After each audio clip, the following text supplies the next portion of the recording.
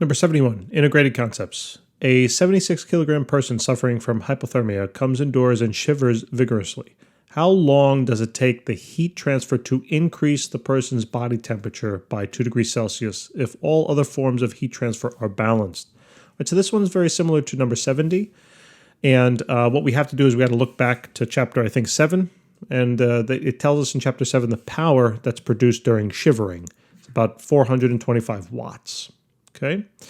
Now, let's just keep that aside. Remember, watt is essentially a joule per second. And what that means is that we have some energy energy transfer per time. Okay.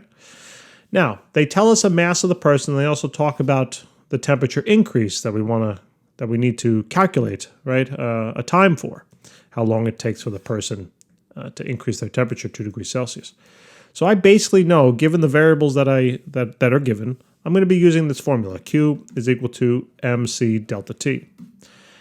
However, though, there's one thing, right? They didn't give us Q. They didn't give us energy. They gave us energy per time. Well, guess what I can do algebraically here? I can simply divide S, or time, on the left-hand side.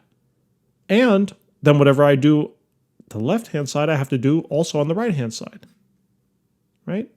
Now, what does that allow me to do?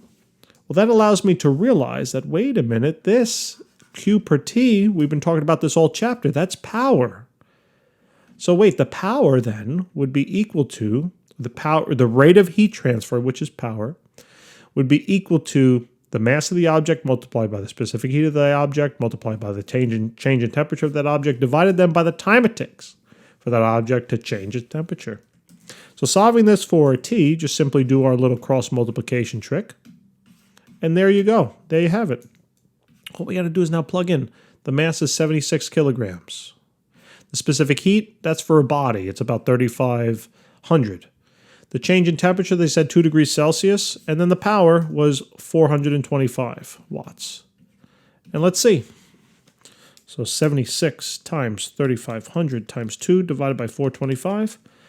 And it's going to take about 1.25 times 10 to the third seconds.